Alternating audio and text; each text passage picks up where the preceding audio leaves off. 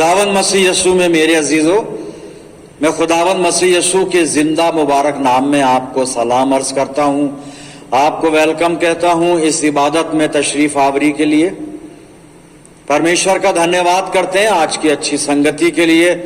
खुदा बाप ने एक और मौका इनायत फरमाया कि हम एक साथ बैठकर मिलकर परमेश्वर के वचन को सुन सकते हैं, समझ सकते हैं और अपनी जिंदगियों में उसे जगह दे सकते हैं। हम सब के लिए मुतवातिर दुआ करते हैं कि खुदा का फजल सब पर हमेशा बना रहे। आज जो कलाम का हिस्सा है पौलुस रसूल का पहला खत थिस्सलुनीकियों के नाम 5 अध्याय और 15 से 21 आयत मैं आपके सामने पढ़ूंगा। कोई किसी से बदी के एवज बदी ना करे, बल्कि हर वक्त नेकी करने के दर पे रहो, आपस में भी और सबसे हर वक्त खुश रहो, बिला नागा दुआ करो, हर एक बात में शुक्रगुजारी करो, क्योंकि मसीह यीशु में तुम्हारी बाबत खुदा की यही मर्जी है। रूह को न बुझाओ, नबूवतों की हिकारत न करो, सब बातों को आजमाओ, जो अच्छी हो उसे पकड़े रहो। खुदा की बड़ी बरकत उसके पाक कलाम के पढ़े जाने और सुने जाने पर हो, आमीन। आइए दुआ करें। खुदावंद मसीह यीशु में हमारे प्यारे बाप आसमानी, बड़े अदब के साथ हलीमी और फिरूतनी की रूह में होकर हम सब तेरे बेटे और तेरी बेटियां तेरे पाक कदमों पर सरनिगू हैं। ये वक्त है तेरे जिंदा और मुबारक कलाम पर मेडिटेशन करने का। बाप आसमानी, हम में से हर एक को पाक रूह का मसा इनायत कर कि हम पवित्र आत्मा की अगुवाई में होकर तेरे पाक कलाम को समझ सकें और अपनी जिंदगियों में इसे जज्ब कर सकें। प्यारे आसमानी बाप, जब तक हम तेरी रिफाकत में हैं, तेरे और हमारे बीच में कोई तीसरा आने ना पाए, अपने पाक फरिश्तों की सेना हमारे चारों तरफ तैनात कर कि शैतान की कोई ताकत हमें किसी भी तरह से तेरी रिफाकत से अलग ना कर सके। अपनी जिंदगियों को तेरे इख्तियार में देते हैं प्यारे खुदावंद, वचन के द्वारा हमसे बात कर और जो तेरी पवित्र इच्छा है वो हमें बता प्रभु, ताकि हम उसको अपनी जिंदगियों में पूरा करें। अपने आप को तुझे सौंपते हैं प्रभु जी, और ये प्रार्थना तेरे प्यारे बेटे अपने नजात दहिंदा खुदावंद यीशु मसीह के जिंदा और मुबारक नाम के वसीले से मांगते हैं। सुन और कबूल कर ले, आमीन। एक बार फिर परमेश्वर का धन्यवाद करते हैं अच्छे समय के लिए, खुदावंद ने मौका दिया। और आज जो कलाम का हिस्सा भी हम सुन रहे थे, पौलुस रसूल का पहला खत है जो उसने थिस्सलुनीकियों को लिखा है, थिस्सलुनीके नगर की मंडली को लिखा है। 5 अध्याय 15 से 21 आयत मैंने आपके सामने पढ़ी। 19वें पद को मैं दोहरा रहा हूं, आप अपनी बाइबल में देखें। बहुत छोटी आयत है, बड़ी खूबसूरत आयत है और हमारी रूहानी जिंदगियों के लिए बहुत अहम आयत है। पहला थिस्सलुनीकियों 5:19 में लिखा है, रूह को ना बुझाओ, रूह को ना बुझाओ, do not quench the spirit. पौलुस इस कलीसिया को एक खत लिख रहा है और बहुत सारी बातें 15 से 21 आयत में उसने लिखी हैं। बदी के एवज बदी ना करो, हर वक्त नेकी करो और सबके साथ नेकी करो, हर वक्त खुश रहो, बिला नागा दुआ करो, हमेशा शुक्रगुजार रहो, क्योंकि मसीह यीशु में ये खुदा की मर्जी है, वगैरह वगैरह। लेकिन खास चीज जो 19 पद मैंने दोहराया था, जहां पे लिखा है रूह को ना बुझाओ।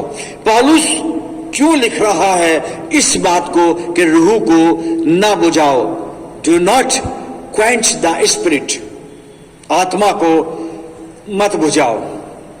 कलीसिया रूहानी जिंदगी में सरगर्म है। हम ये ना समझ लें कि कलीसिया आत्मिक जीवन में मरी हुई थी, नहीं नहीं, जिंदा थी। उनमें रूहानी बातें थी, रूहानी तबीयत थी कलीसिया में, रूहानी काम वो कर रहे थे। लेकिन पौलुस इनको और ज्यादा बेदार करना चाहता है। पौलुस नहीं चाहता कि इनके रूहानी जीवन में कोई पता ना आए, कोई कमी आए इसलिए इनको बूस्टअप कर रहा है, इन्हें मोटिवेट कर रहा है और ज्यादा इनको एनकरेज करता है कि देखो रूह को ना बुझाओ, रूह नहीं बुझनी चाहिए। और रूह को ना बुझाओ का मतलब यह है कि हमेशा खुदावंद की रिफाकत में रहो, हमेशा दुआ और बंदगी की तबीयत में बने रहो, हमेशा नेक काम करो, हमेशा अच्छी बातें बोलो, हमेशा बुराई से दूर रहो, सबके साथ अच्छी तरह पेश आओ, मसीही चाल चलन में स्ट्रांग बनो। पौलुस ये बताना चाहता है और इसलिए उसने अपनी बात को नटशेल में 19वें आयत में कहा, रूह को ना बुझाओ। अजीजों, जब हम परमेश्वर की संगति में बने रहते हैं तो हमारी रूह भी हमेशा गर्म रहती है, हमारी रूह जिंदा रहती है, या यूं कह लें, जब वो कह रहा है ना बुझाओ यानी जलती रहती है। जलते रहने का मतलब यह है कि रूह तरोताजा रहती है, रूहानी जिंदगी में वो चीजें होती है जिसे खुदा पसंद करता है। लेकिन जब हम खुदा की रिफाकत से दूर हो जाते हैं तो हमारी रूह बुझ जाती है। हम कह सकते हैं कि रूह में कमजोरी आ जाती है, यानी हम गुनाह में चले जाते हैं और फिर गुनाह जो है वो हमें धीरे धीरे हलाकत की तरफ ले जाता है। मेरे अजीजों, जब हम परमेश्वर की संगति से अलग हटते हैं तो हमारे ईमान में कमजोरी आ जाती है, कमी आ जाती है, उस मोहब्बत में जो परमेश्वर के प्रति है उसमें कमी आ जाती है और फिर हम धीरे धीरे हलाकत की तरफ बढ़ने लगते हैं, हमारे आत्मिक जीवन का पतन होने लगता है। इसलिए पौलुस कलीसिया को सावधान कर रहा है, रूह को ना बुझाओ, और हमें भी कलाम कह रहा है कि हम अपने आत्मा को ना बुझने दें, रूह को ना बुझने दें। मतलब ये कि खुदावंद की रिफाकत से कभी जुदा ना हो, हमेशा हम परमेश्वर की संगति में बने रहें, हमेशा हम पाक कलाम पढ़ते रहें, हमेशा दुआ करते रहें, हमेशा अच्छे काम करते रहें, नेकी के काम करते रहें और हमेशा अपने आप को बुराई से बचा के रखें। खुदा चाहता है कि खुदा के लोग हमेशा उसकी रिफाकत में रहें, उससे प्यार करें। मैं एक हवाला पढ़ूंगा, व्यवस्था विवरण और 13 अध्याय मैं आपके सामने इसमें से एक जगह से पढ़ूंगा। व्यवस्था विवरण 13 अध्याय और इसका 4 पद सुनेगा। तुम अपने परमेश्वर यहोवा के पीछे चलना, उसका भय मानना और उसकी आज्ञाओं पर चलना और उसका वचन मानना और उसकी सेवा करना और उसी से लिपटे रहना, उसी से लिपटे रहना। मुझे और आपको हमेशा खुदा से लिपटे रहना है।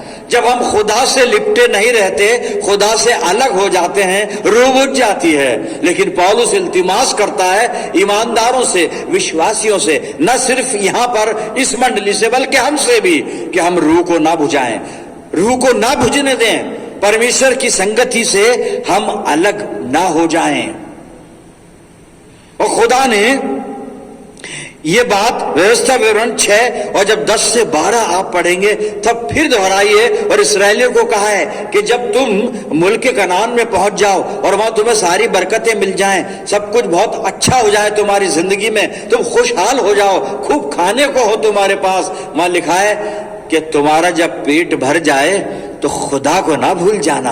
क्योंकि ये हकीकत है, ये ह्यूमन नेचर है। इंसान का जब पेट भर जाता है, सब कुछ मिल जाता है उसे, तो वो अपने खालिक को, खुदा को अक्सर औकात भूल जाता है। इसलिए खुदा अपने लोगों को सावधान करता है। पौलुस जो खुदा का बंदा है वो कलीसिया को सावधान कर रहा है कि हम रूह को ना बुझने दें, खुदा की संगति से हम दूर ना हो जाएं, कोई ऐसा काम ना कर दें कि जिससे हमारे आत्मिक जीवन में पतन हो जाए और रूह हमारी बुझ जाए, हम खुदा से दूर हो जाएं। एक इलस्ट्रेशन बाइबल में से आपके सामने मैं देना चाहूंगा और उत्पत्ति की पुस्तक और 12 अध्याय को आप खोल लीजिए और यहां पर अब्राहम की कॉलिंग है, अब्राहम की बुलाहट का जिक्र है। और जब अब्राहम परमेश्वर की बात सुनकर, उसकी बुलाहट को सुनकर, जब वो खुदा के कहने से अपनी पत्नी सारा लूत के साथ चल दिया, अपना घर नगर और अपने रिश्तेदारों को छोड़कर, पिता के घर को छोड़कर चल दिया, वो उसकी बुलाहट हुई और उसने बुलाहट को सुना और खुदा के पीछे चल दिया, खुदा की मर्जी के मुताबिक चल दिया। वहां पर कुछ घटनाएं घटी हैं अब्राहम के साथ, वो मैं आपको बताऊंगा। उत्पत्ति 12 और 6 और 7 पद पहले पढ़ता हूं मैं। अब्राहम जा रहा है, परमेश्वर की बुलाहट के पीछे जा रहा है, अब्राहम जा रहा है।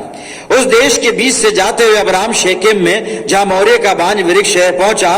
उस समय उस देश में कनानी लोग रहते थे। तब यहोवा ने अब्राहम को दर्शन देकर कहा, ये देश में तेरे वंश को दूंगा। और उसने वहां यहोवा के लिए, जिसने उसे दर्शन दिया था, एक वेदी बनाई।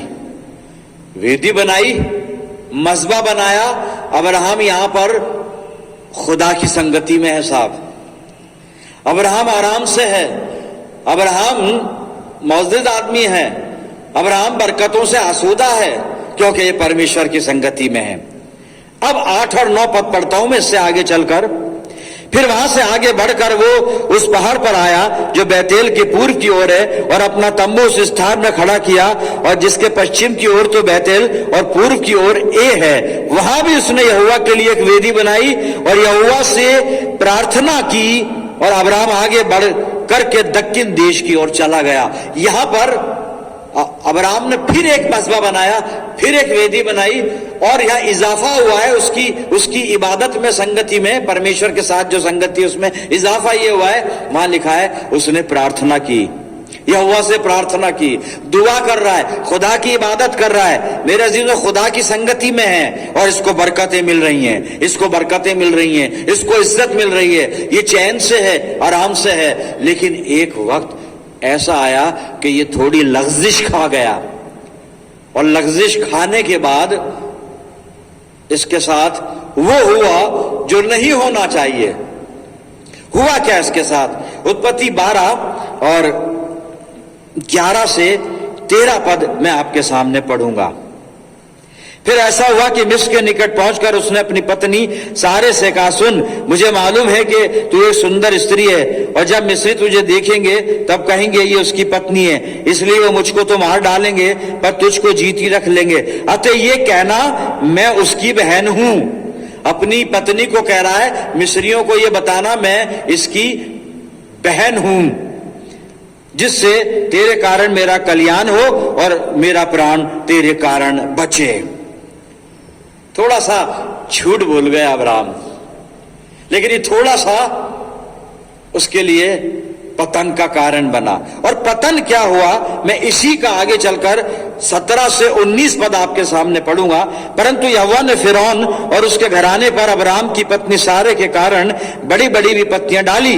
तब फिरौन ने अब्राहम को बुलवा कर कहा, तूने मेरे साथ ये क्या किया? तूने मुझे क्यों नहीं बताया कि वो तेरी पत्नी है? तूने क्यों कहा कि वो तेरी बहन है? मैंने उसे अपनी ही पत्नी बनाने के लिए लिया, परंतु अब अपनी पत्नी को लेकर यहां से चला जा।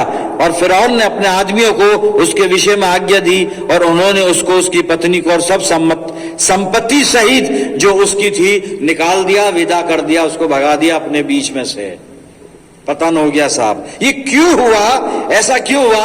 अब्राहम ने वो बात कही, वो बात कर दी, वो काम कर दिया जिसके लिए बाइबल इजाजत नहीं देती। और यहां तो खुदावंद मसीह यीशु भी इस बात की इजाजत नहीं देता कि हम अपनी बात को बदल कर, सही को गलत कर कर, गलत को सही कर कर, हाँ को ना कर कर, ना को हाँ कर कर हम बताएं। ये भी गुनाह है, ये भी गुनाह है। और अब्राहम ने यही किया और इसलिए वहां से निकाल दिया गया। फिरौन ने कहा इसको निकाल दो, इसकी औरत की वजह से हम मुसीबत में पड़ गए, क्योंकि उसने झूठ बोला। अगर वो पत्नी बताता, फिरौन नहीं लेता उसको, लेकिन अब्राहम डर गया कि नहीं वो ले लेगा, क्योंकि सारा बहुत खूबसूरत थी और अब्राहम को अपनी जान की ज्यादा फिक्र थी, अपनी पत्नी की नहीं थी। उसने कहा पत्नी चली जाए, जान नहीं जानी चाहिए।